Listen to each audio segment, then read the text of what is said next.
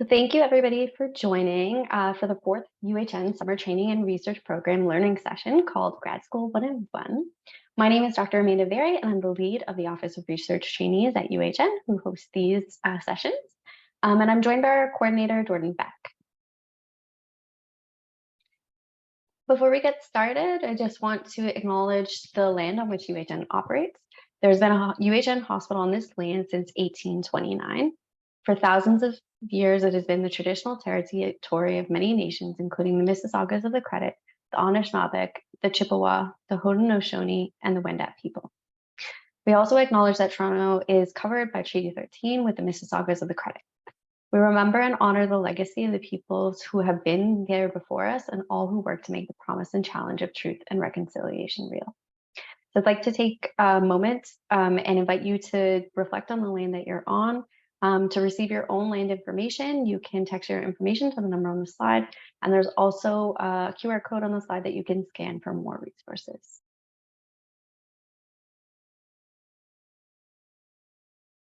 Thank you. Okay, so first we're gonna, before we jump in, we're gonna go over a little bit about the program for anybody who doesn't know. This is the fourth learning session in the summer research program at UHN, and we have two more learning sessions coming up, one on how to present your research and one on resumes and cover letters.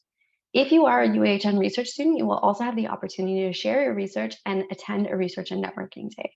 More information on the research presentations will be shared at the How to Present Your Research session and also will be emailed out to all of the students.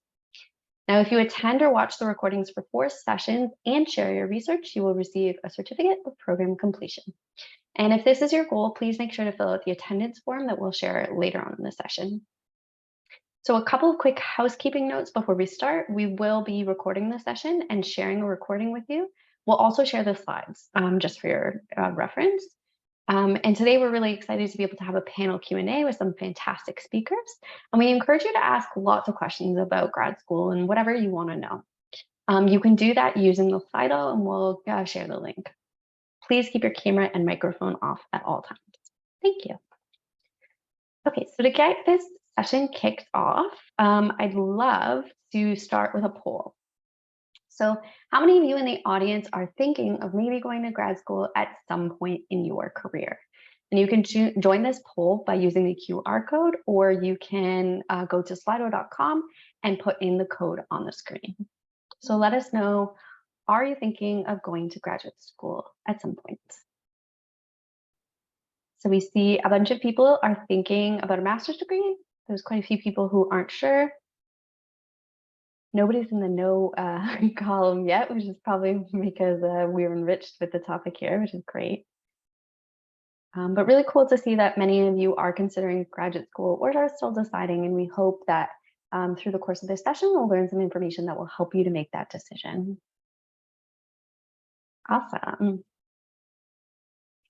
Okay, so for any of you that aren't really sure whether you want to attend graduate or school or not, it's okay. You don't really need to know right away, and you have time to figure it out. And especially using the experiences you have this summer to help you make that decision is a really useful way to plan out your career. And it's a big decision, so it's not to be taken lightly. So I wanted to share with you some of the potential benefits of going to graduate school, and these are based off of my personal experiences from doing my PhD at the University of Toronto in the molecular genetics department, which I loved. So some of the best things that I think about grad school are that doing graduate research means that you get to really learn about a topic in extreme depth. So if you find a research area that you really care about, it can be really exciting to dig in and learn everything about that topic. And you're not only going to learn about what is already known in that research area, you also get to be an expert on it. But even more than that, you get to be on the forefront of scientific discoveries. So I know when talking to colleagues and other scientists, we all feel the same thing, that there's really nothing cooler than the moment you're sitting and analyzing an experiment and realizing that you're the first person in the entire world to know that thing, that fact that you just figured out. And it's a really, really cool experience. And even if it's just a small discovery, it's an incredible experience to be able to contribute to the greater scientific field. And if you get the pleasure to publish, it's also cool to know that many people around the world are going to get to read about your discoveries. It's a really exciting opportunity. Beyond just the research, there are many other benefits that you get from going to grad school. Graduate school provides you with lots of opportunity to build technical skills in the lab, but as well as other transferable skills like things like writing, communication, leadership, time management, and lots more. And those can all be helpful in your future careers, no matter what you decide to do. As a graduate student, you also get to take part in a lot of professional development opportunities, like taking free workshops, programs, and attending events that would normally cost a lot of money outside of grad school. And most universities offer incredible programming that you can take part of. Now, graduate school also allows you to build a big network with established and emerging scientists, as well as healthcare professionals.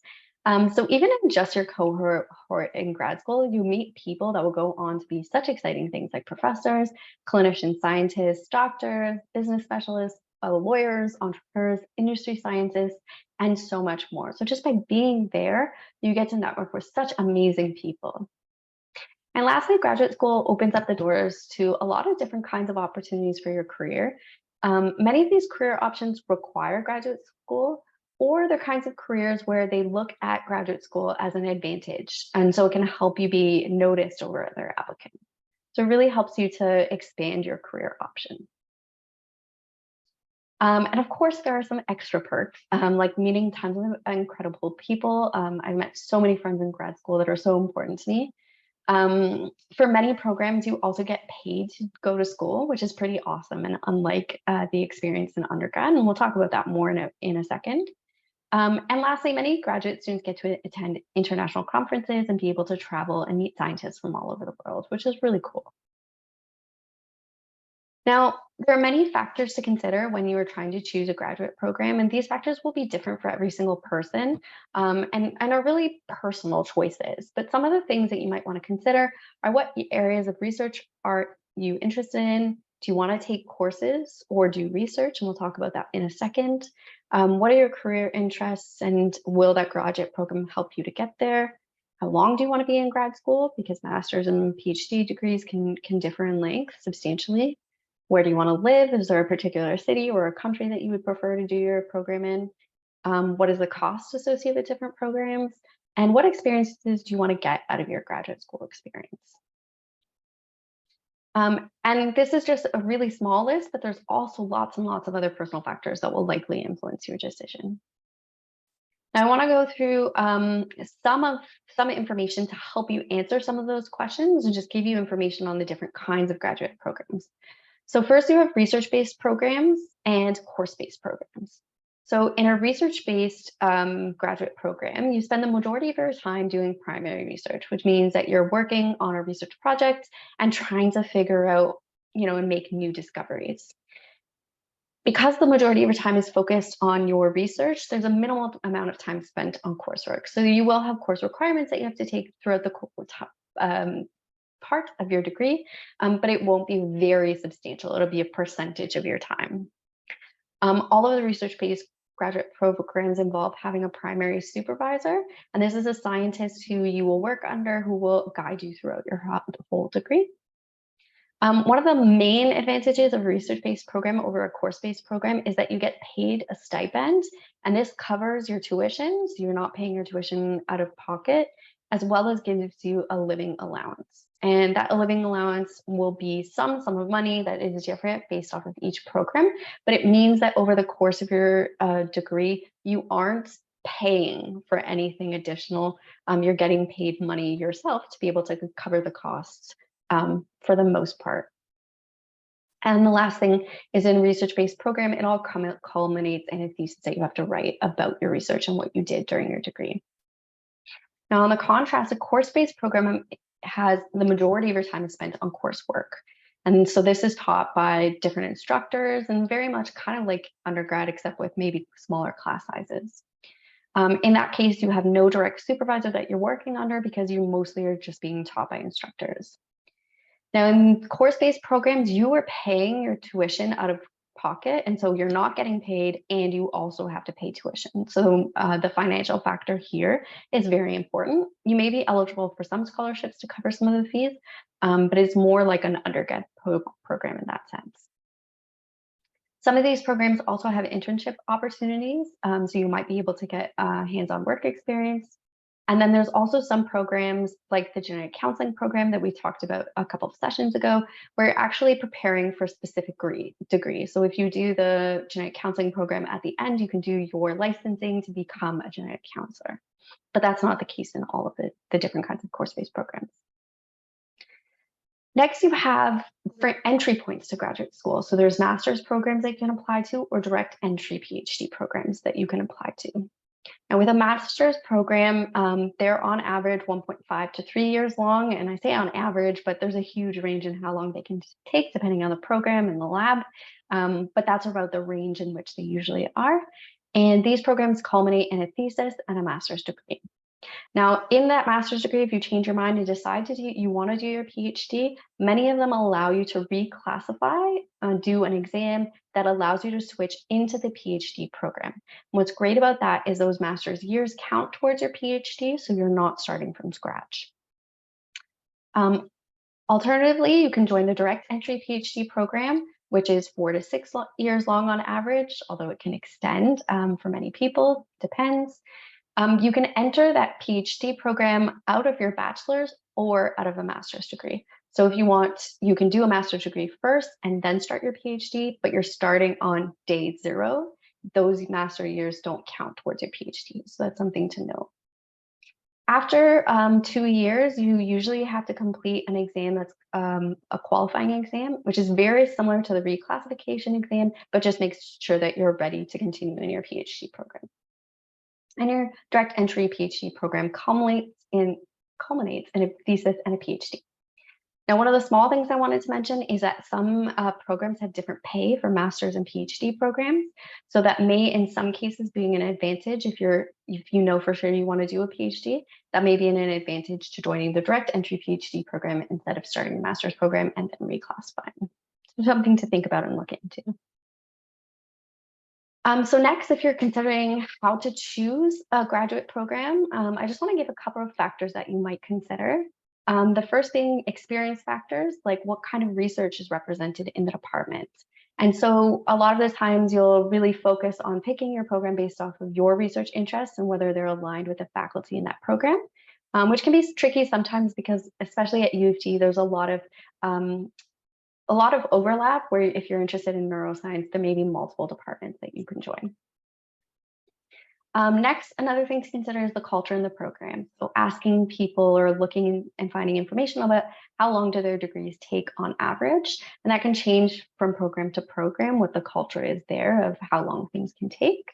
You also might want to check out what other opportunities they provide, if they host career and professional development opportunities, if they have networking or community building opportunities. Some programs have retreats that they go on every year. So just things to think about if those things matter to you. Another thing is if they if they host open houses or recruitment days, so you can meet scientists and visit the program. I did this when I was applying to graduate school. I applied to my program and they brought me in for a day and I got to meet all different kinds of scientists and learn about the research and talk to grad students. So that was really helpful in me making that decision. And in some cases, those programs will fly you out or put you up in a hotel if you're traveling from afar.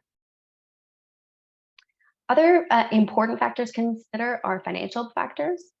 So it's really important to ask about what the yearly stipend or pay is, especially considering how much tuition fees there are. So make sure you're subtracting the tuition fees and thinking about how much money you would have to live off of per year, and then compare that to the cost of living in the city. So they're very across Canada, the pay very much differs, but also does the cost of living in those different cities. So it's important to see how livable of a pay are they giving you.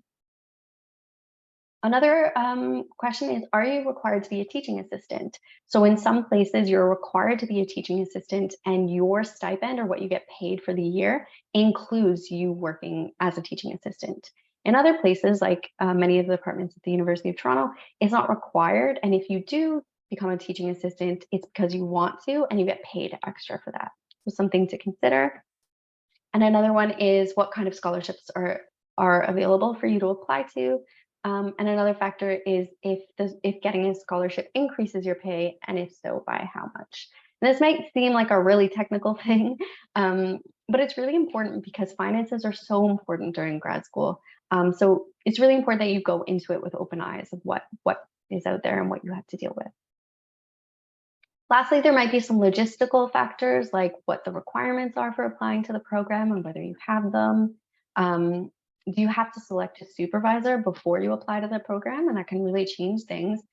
Some programs you have to secure a supervisor first and then apply to the department, whereas other programs have rotation systems where you apply to the program and you start in September or January. There are often both entry points. And then they help you to find a supervisor by allowing you to rotate through 3 different labs for a certain number of time, try out different labs and different fields of research, and then you get to pick what research you want to do in the end for your program. So that's, I did that in grad school and I really loved that experience. And next, when are the application due dates and are there any advantages to applying early? So in my old department, if you applied early, you got to go to the open houses. So that was an advantage.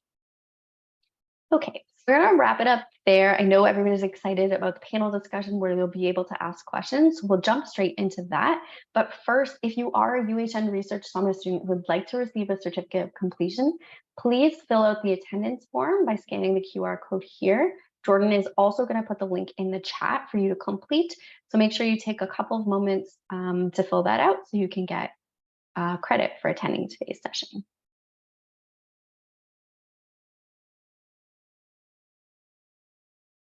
Awesome. Okay, so we're going to jump in. We're so grateful to have a wonderful panel here to share their graduate experiences. So today we have 3 panelists, Minli Chen, Forum Daya, and Annie Gangadhar, who are part of the UHN community and will share their graduate experiences with you. And so, as I mentioned before, we want you to ask tons of questions of our panelists, and you can do that by submitting your questions on Slido. So you can use the QR code here. It's the same Slido as it was for the first question. You can also go to slido.com and enter this code, and we'll put this information in the chat as well. So we'll leave that there for a second. And then we'll kick it off. So first we will have Minli speak and introduce ourselves. So thank you, Minli.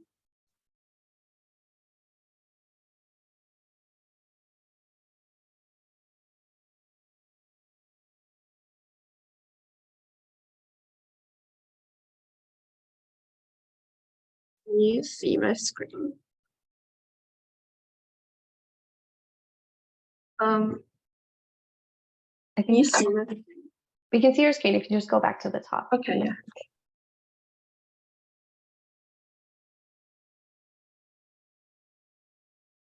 Well, hi everyone. My name is Minli and I'm a master's student in the Medical Biophysics Department at University of Toronto. I'm also a research trainee at Princess Margaret Cancer Research Tower. And a bit about my background. I'm from Calgary, Alberta, and I have been working and living in Toronto for almost 2 years now. And like some of my hobbies outside of research is that I enjoy watercolor painting, playing badminton, and playing clarinet in a small music ensemble group. My education background is I did an undergraduate degree at University of Calgary with a Bachelor of Science and honors in biochemistry specialization. And how I came to go into this field is I met a really inspiring AP teacher in my high school. And then that's how I got into biology. And then in my senior years in undergrad, I became interested in a course called physical biochemistry, which led me into the biophysics field. And I ended up working with one of the professors teaching the course for biophysics project, light spectrum analysis of bacteria. And that's also another step that led me to apply for a graduate study in biophysics, in medical biophysics at U of T.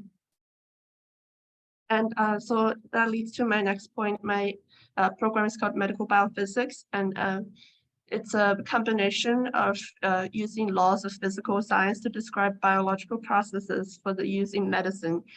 And I use it to understand mechanisms and pathology of cancer. And my project is at the Diamandis Lab, where we use AI to automate the pathologist's workflow in diagnosis. Basically, we use a pathology slide where we were able to tell using a algorithm where the tumor patterns for brain tumor is and where the normal tissue pattern is. And a prediction score will be given on the type of cancer that's on the slide.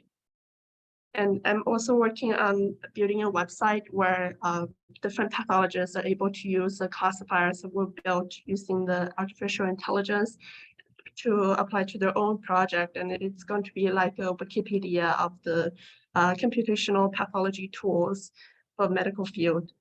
And I was also working on a bit of outreach work for our YouTube channel, NeuropsyQ, where we provide our research updates and also some neuroscience information and lessons. If you're interested, you can check it out. And Wikima Live is basically I collect and analyze pathology clinical data from the hospital.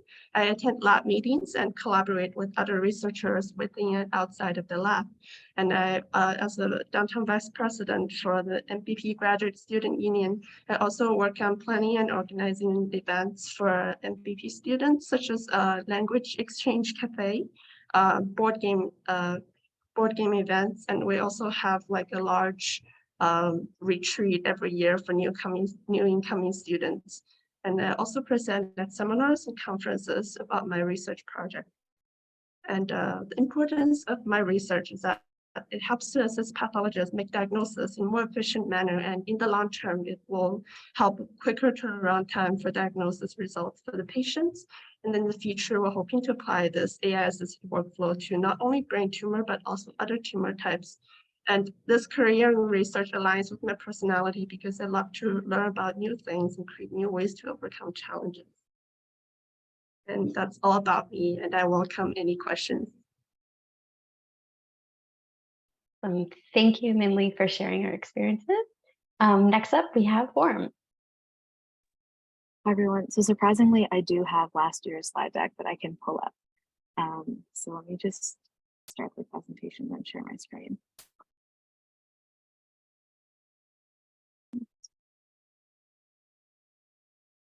Can everyone see it? Yeah. Okay, great. So my name is Warm. I'm a third year, almost fourth year PhD candidate in the Department of Medical Biophysics. And so I titled this to PhD or not to PhD because I'd actually joined in the master's stream and then had reclassified last summer into the PhD stream. So a little bit about me, that's me. I did my undergrad at U of T, and I did a Bachelor of Science program and double majored in immunology and cell molecular biology. And this is where I actually got exposed to research because I was part of those academic societies and every one of my friends was doing research of a different kind. And I was kind of interested in figuring out what research really meant. So that exposure essentially led me to reaching out to different labs and trying to get a research opportunity.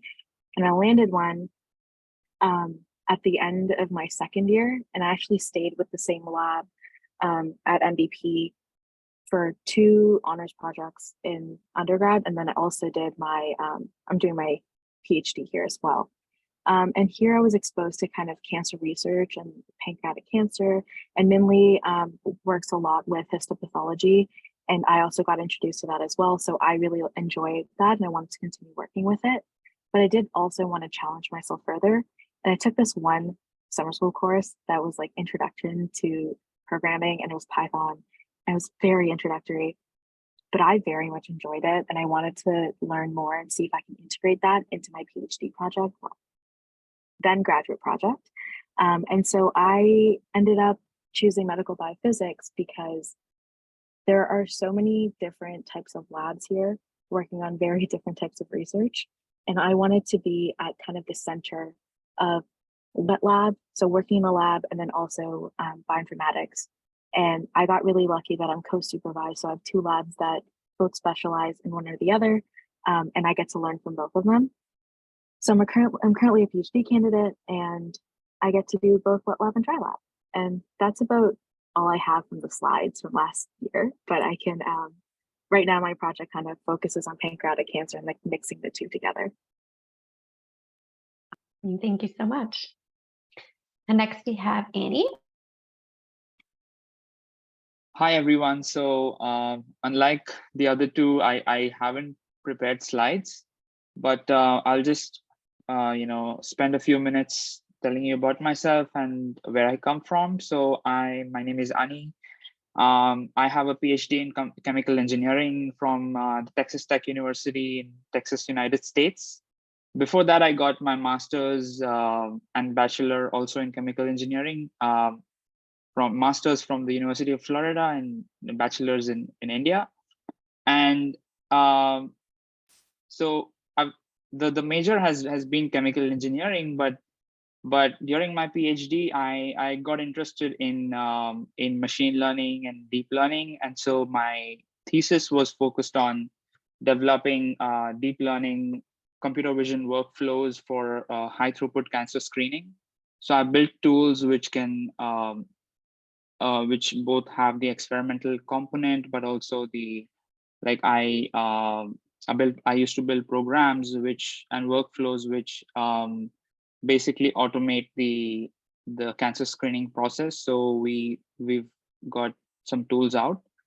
And here I joined UHN as a postdoctoral fellow in machine learning about 3 months ago. And I work on I work on a lot of machine learning projects in liver transplant, and particularly my primary project is very similar to Minli and Minli's. So I work on histopathology too. So I work as computer scientist, and I work more on developing algorithms, and my area is more in computer vision. And we are trying to develop tools which are not end-to-end tools, but sort of which will automate some processes for the pathologist, right? And I'm using state-of-the-art models and architectures like vision transformers and attention-based networks, which are the in things. So I'm working on a few projects. So there's a few projects on the computer vision side. I'm also working on survival analysis, where we're trying to look at the benefit of a patient receiving, let's say, a living donor transplant as compared to a deceased donor transplant. And I think my journey is testament to the fact that you don't have to follow a certain path. I consider myself to be a maverick. I like playing around with things. I like to try different things out. I started with chemical engineering, but I totally moved into computational engineering, computer science, and I love programming. So I program a lot, and I build. This is what I do. I build automation workflows for machine learning and deep learning. So, what I will say in the end is that don't be scared to do what you feel like. You shouldn't think that there's a fixed path out there for you. So you should, if you're open to learning new things, and then every day is a new day, so you can do anything. You should believe that you can do anything. So that's about it. So I haven't prepared anything more. So yeah. No, that's perfect. Thank you so much, Honey. So now we're going to start with the questions portion, and I just wanted to give everybody an overview here that we have panelists here. We have panelists that represent 2 different departments at U of T, counting myself, and in the molecular genetics department, as well as the medical biophysics department with Minli and Forum. We have Ani, who's representing, experiences of grad school in the States, including 2 different schools, which is fantastic. And Jordan also did graduate studies in the University of Manitoba. So we kind of have some different regional perspectives, which I think is great, covering some different fields. So if there are anything that you have questions about that is specific to any of those different fields or areas, please let us know. So I'm going to open up for a first question for our panelists, which is, what was the application process like for grad school? And maybe we can start with Forum. Sure. So I apply. So MVP has 3 different application cycles. So you have your early apps. I think those are due November, and then January, and then March. And so I decided to apply for the November one because I was already doing my thesis project here, and so I kind of felt like I was already on a momentum. I wanted to get it out of the way. 4th year was a bit difficult, so I wanted to focus on finishing that up. I know that we had to make sure you had reference letters, so you want to make sure that you get to know some of the professors that you work with on a more personal basis. You don't want to just randomly show up one day and be like, "Can I have your reference?" They don't really know who you are. They might say yes, they might say no, but to get the best reference, you want to try and actually build a personal connection with a few professors. You also require like a letter of intent, I believe, and so that one, I think it's the best time to really figure out why do you want to do grad school, because it is a little bit more personal than just like I want to join grad school for fun. You do have to come up with a bit more of a reasoning behind it, and it's a good way to get your thoughts onto paper. So I applied for that, and then I ended up getting an interview in January. It was actually really fun. MVP does their interviews I like it. You go in and you have like a little orientation session in the morning. Then you get to tour the facilities. So they'll show you 3 different areas of physics, structural biology, and then just like not a regular, but like a biology lab. And then you would do your interviews. So you can have a range from 2 to 5 interviews within a 3-hour span, I believe. And it was a lot of fun. You meet a lot of cool people. One of the people that I ended up interviewing with at the same time, they're in my lab and we're really good friends. So it's a good time to like meet people. And I personally found that the process was really smooth, but exciting and nervous. I was very nervous. Amazing. Thank you. Ani, do you want to give the perspective of what it's like to apply to graduate student schools in the States? Yeah, I think in terms of the process, it's not too different. So there we have 2 major cycles. We have the fall cycle and the spring cycle. And the intake is obviously a lot higher in the fall cycle. And I decided to apply for the fall cycle because of the timing, and also like I graduated from my master's in May, so it made sense to go for the fall. But also there's a lot more chances of the funding opens up more, and you have a lot more opportunities to it's sort of more narrow in the spring. But I think my approach was there is one key point that I want to make, but I will say that I didn't apply to a lot of universities. So this is something that I would say is that do your homework and try to select. You don't have to. There are a lot of options out there, and you feel like that you feel like it's a numbers game. So you feel like, oh, let's do 20-30, and then one of them will work out. But the moment you think like that, you're choosing quantity over quality. So my advice would be to actually take it up as a project, to do all the planning, the structuring, the organization, and maybe you want to apply to 5 or 10, but you feel like these 5 or 10 are best representative of what you are looking for, or where you see yourself. And believe me, in that process where you're actually, it's almost like a self project that you're dealing with this, and you learn a lot about your organizational skills. You learn how to plan your life, how to sort things out. So for me, that is the biggest learning. Eventually, I'm sure all of you are excellent. You've got great credentials, and you are going to get offers.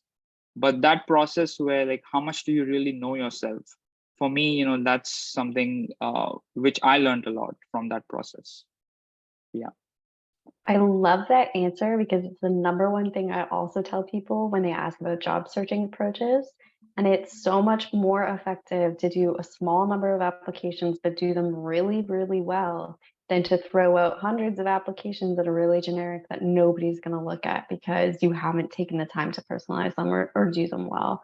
So I think it's a great approach. And I personally only applied to one graduate school because I knew exactly where I wanted to go. I had a supervisor picked out and I knew they were going to accept me. So it depends too on what the situation is and yeah, but knowing what you want and if you're going to apply to more competitive schools or if there's different things that people care about. We have a question from the audience that we mainly can take. What kind of experiences would you highlight in your applications on grad school or grad school? Yeah, so I think the most important ones obviously are your research experiences. I would like arrange them in a way that it flows logically, so it makes sense to the person who's reading it, why like step by step your stories led up to how you want to apply to this particular program in this day.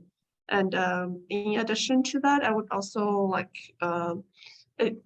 personally, I think it's okay to include a little bit of your life outside of your career, outside of your research career, like your leadership, maybe like a short sentence in the back of the application. Not a lot, but it shows the PI that you have like a hobby, you have something else that you're working on outside of research career. So I think those two things are important that you should include in your letter. Awesome, thank you. Does anybody have any other suggestions that they want to add to that? I think that was a good answer. Good. We've had a couple of people ask a question about does it matter which university you choose to go to, and does that pedigree of how well respected that university is matter in professional settings like research? I don't know if anybody wants to take a stab at that one. Can I take it? Yeah, go for it. So I would say that there is an element of naivety, at least initially. At least I used to think that it doesn't. I used to think that the lab, the research area, the supervisor, this is the most important thing. But I've come to realize that, but firstly, it also depends on what you make of it. But I would say that it does play a role, because it can be the difference between, let's say if you want to get into the industry, you want to do a PhD, but you may not have academic aspirations, you may want to get in the industry. That may be the difference between opening 100 doors versus opening 10 doors at a time, right? So I would say that you should try to get into the like top rated places. I think doing a PhD is first of all a huge commitment. Spending 5 to 6 years of the prime of your career, your life, in something that you believe strongly in. So I think it does play a role in terms of how many, like what kind of opportunities would open up for you. Like it could be the difference between having to wait for eternity for a few opportunities versus opportunities being concentrated in a given time, in a given timeline. So I would say that it definitely matters a lot, and there's pros and cons. So it's not, there could be highly ranked universities. Often, you need to keep performing consistently. So there's that element of, you're always getting pushed. But I think if you take it in the right spirit, you will do well, I'm sure. So, but yes, it does make a difference from my experience. Thanks for that answer. I think one of the things that we haven't discussed yet that is really important, in addition to picking the institution you do your graduate degree at, is also picking the right supervisor or lab environment to do your grad degree in, because you can be at the same prestigious university, but you can have a very different experience if you're in a lab that has less funding or way more funding. You have more opportunities for growth and research capabilities if you're in a lab that's well funded. You can have a supervisor that's very supportive of your career and can provide new opportunities to you, or you can have one that's not supportive and doesn't give you guidance in your degree. So I think there's lots of those personal elements or elements that are going to change your life every single day that are affected by what lab you're in and not necessarily what university you're in. So something else to think. Awesome. So there's a question about if somebody wasn't able to do an undergraduate thesis project, does that decrease their chances of being competitive for graduate programs? Does anybody want to take that? I could interject in terms of what it's like at the U of M or Manitoba. I did not do an undergraduate thesis. I went from my bachelor's degree, and then I worked some time in an administrative office, and then I had transitioned over after that term ended, and transitioned over to research. So did a complete pivot from administrative work to research. So at the University of Manitoba, in the department that I had gone through, it wasn't an absolute requirement. There was definitely a learning curve that I did have to go through, because really I was in a wet lab, so I was having to learn a lot of the basics and simple equipment that I never got to use before, other than very few times in a undergraduate teaching lab. So based on my experience, no, it was not required, but it definitely would. I think it definitely would help. It's definitely not a detriment to do something like that. But in my case, it wasn't a hindrance because I got in and completed the degree. So it's possible.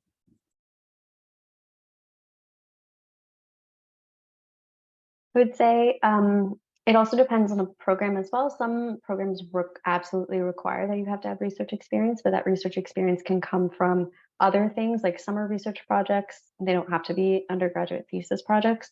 Or it could be, coursework sometimes is enough. So any way that you can prove that you've done some kind of research, but it definitely depends on the program. And like Jordan said, there are programs that don't rely on it. I think especially now with them having an understanding that there were less research opportunities available during COVID. They understand that it's more competitive now to get those experiences, and they do have understanding of like the difficulty that's been in the last couple of years. So it's possible that many programs have adjusted their requirements because of that as well. I would also suggest that if you're interested in a program that do require a lot of research experience, another thing you could do is join the lab as an undergraduate volunteer or worker before you apply for the master's program. And a lot of times you will be able to transfer your research project or continue in that after you apply. You can start off without having the title of master's students first and then apply later.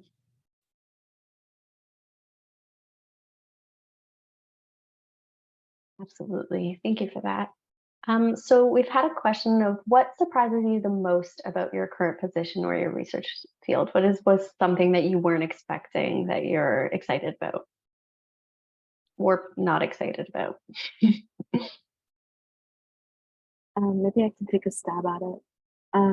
I've noticed over time that I really enjoy like mentoring. One of the reasons why I really like research is because it's a bit more independent. Like I can put my headphones in, do my work, I get to hang out with my friends, but then it's a lot more like me time. And so there's definitely a learning curve that goes into how you feel about research, because sometimes it makes you feel like you don't really know what you're doing. And I'd like to say no one really knows what they're doing anyway. But I realized that I really like mentoring summer students or undergrads and like kind of show them what I'm excited about. So just sitting in front of cells and being like, look, you can make them implode for fun or something like that.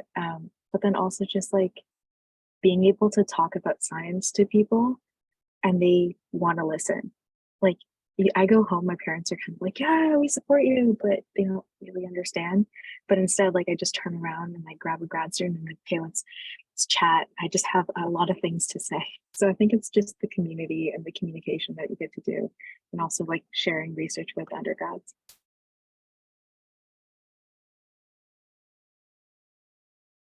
Can I add something to that?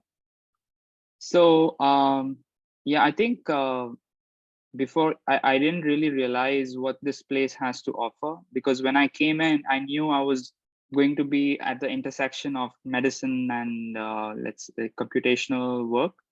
But I think coming here is I've gotten I work a lot with the amazing scientists in Vector Institute, which is one of the top artificial intelligence institutes in the world, actually. And this is something which I didn't expect. I wanted it. I wanted to move totally into the computer science direction. I didn't expect it because I thought I would be more like, it'll be more like a balancing act. But just the attitude of researchers here, and in general, the way everyone helps each other out, that's one thing which it has surprised me, because, well, I do come from Texas. I stayed there for 6 or 7 years, and understandably it's very different there. But so that is one aspect. I think the attitude and the nature of people I work with. But then also technically, I really love the fact that I'm allowed all this freedom to basically, I'm given a free hand to do what I want to do. So and the end of the day, like if I'm developing something, or I get to work with brilliant scientists, and that's huge. That's a humbling experience, but that's also something I'm very grateful for getting here. So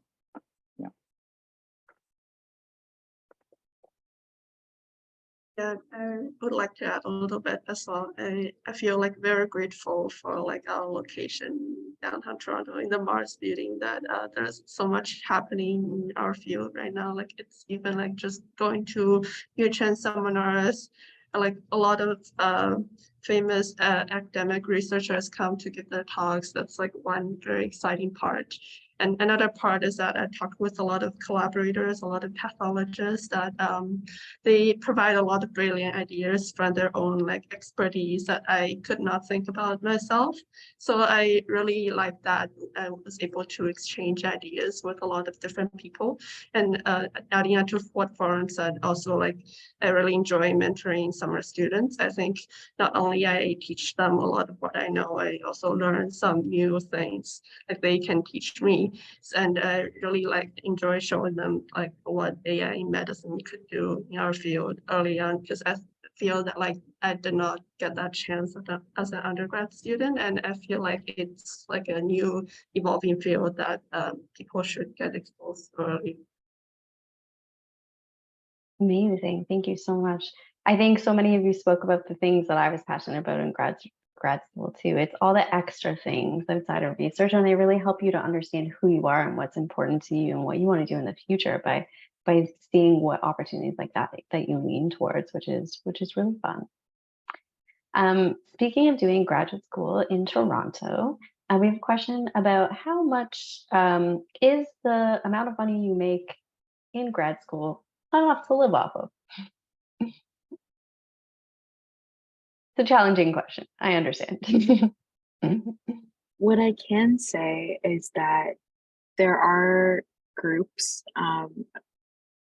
that like organizations, associations of students who are trying to make sure and advocate for other grad students to address how the rising cost of living is not easily reflected in the awards that are available, as well as the funding. So our funding has increased a little bit, but is it enough? I'd say it is. But again, with a hesitation that you're not going to live a life of luxury, unfortunately. It's a really like, it's a testament to your savings and how well you're able to kind of budget and make sure that you're being mindful of what you're doing, where you're spending.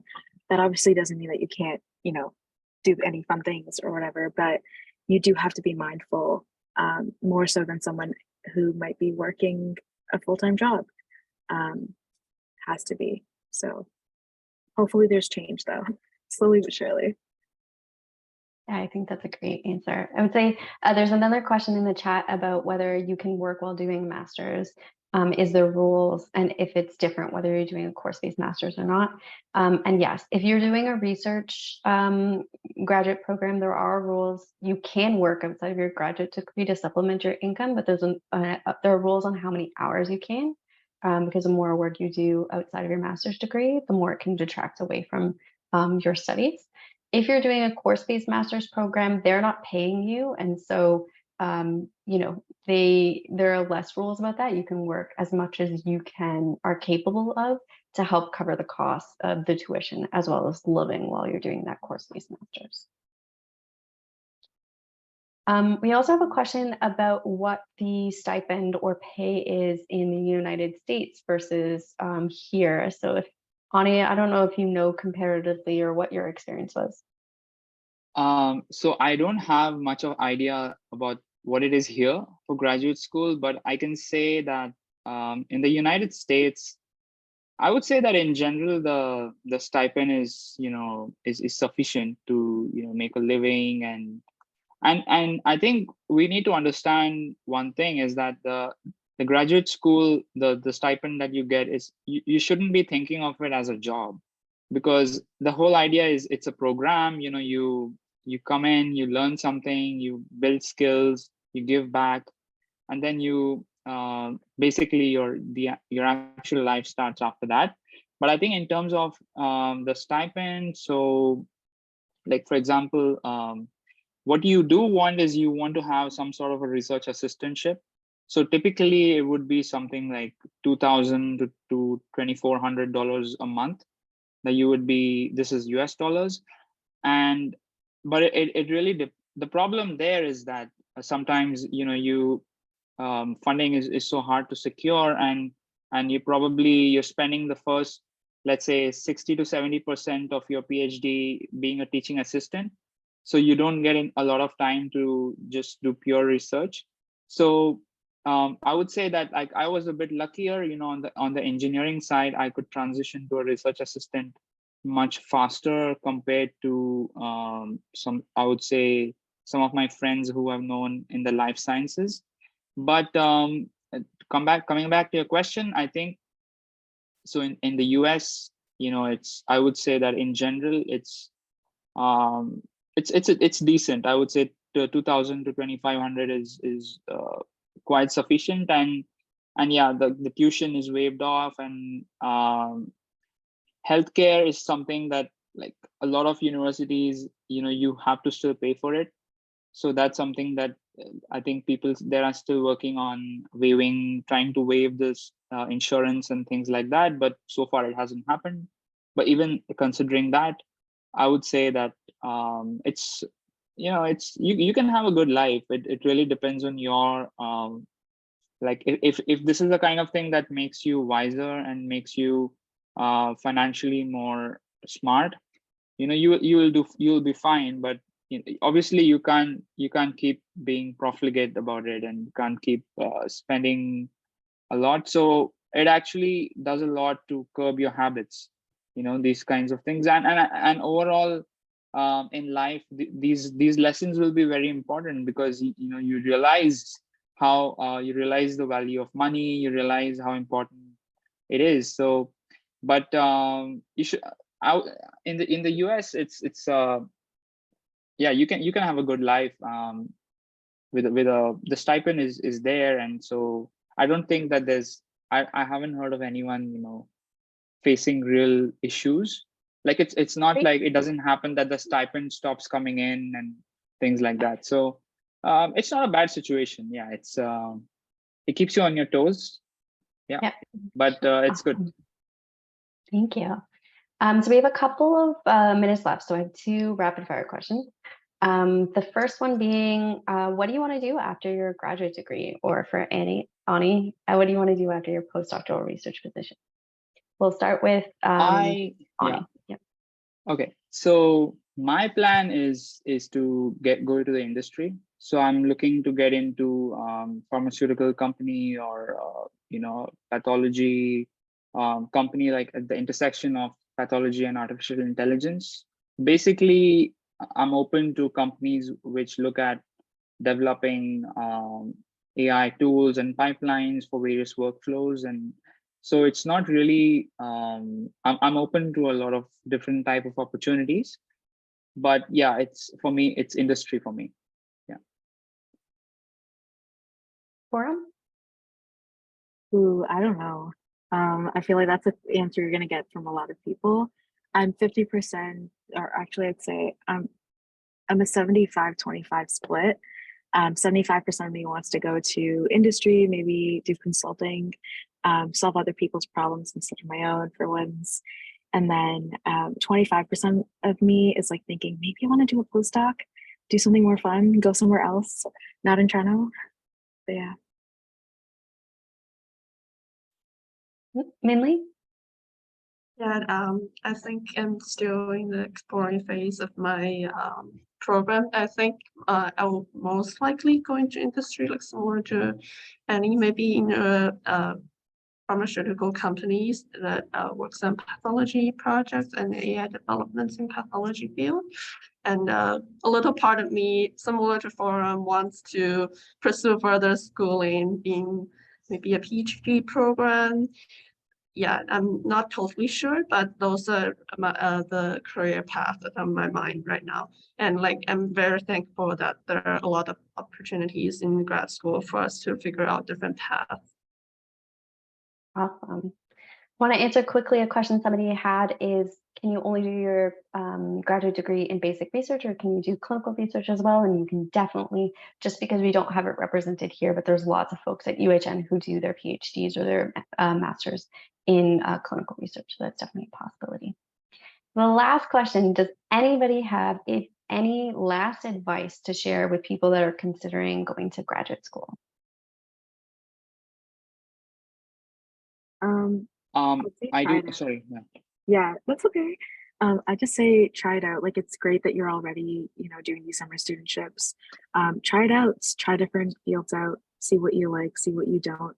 And know that like you can go to grad school at many points in your life, so you don't have to make a lot of decisions right now. Like, it's okay to also just go to grad school, see how you like it, and if you don't like it, maybe complete a master's. If you really like it and you really like your program, do a PhD. But it's up to you. You can take your time in deciding what you think is best suitable. I would just add, do I have time to just add something? Yeah, go for it. Okay, so one of the things that I believe very strongly is, I think we touched on advisor selection, but I think we didn't go into too much detail. So I would say that consider the situation where you're applying to all these schools and you're in this really large pool. And, from an advisor's point of view as well, how are they going to select, or like why would they select you, and what are your chances with a particular supervisor? So I would say that, following general application process is great, but that's something everybody is doing. So ask yourself, like, what are you doing differently to set yourself apart? And so one of the things that I did was I actually spent from my own pocket and went to a conference before I went to my PhD program. And that's actually where I met my to-be supervisor at that point. And then, we had these one-on-one discussions, and I met a few of his students, and I got to know a lot about what they are working on. So I think if you really put in that extra effort, it will pay off. So you shouldn't solely rely on the application process would be my advice. Like, you should try to do something to set yourself apart, like to go the extra mile, not just to increase your chances of getting into a group, but this will also, I think these skills will help you a lot go in future, because I feel like it's a really important skill to sell yourself, right? Like to pitch yourself to different people. So that would be just the last thing I would say, is that I've seen people who spend time doing that, and I've seen how rewarding it is for them. So definitely something to think about. Yeah. Yeah, just quickly, you should think about how you work and what kind of supervisor you're looking for. And I think that's the most important thing you should do in selecting your grad school program and your lab, like what kind of supervisor, what kind of lab environment would work for you is the most important question. And to add on to Annie's point, like even just like offering to visit the lab would be like an effort showing that you have a good big interest in the lab. Like a lot of people don't do it, so you distinguish yourself when you offer it. Amazing. Well, thank you all for coming in for all of your amazing questions. And thank you so much to our panel for answering all of your questions and for giving such great insights into graduate school. So thank you all for coming. We hope to see you at the next session. Bye, everyone. Thank you.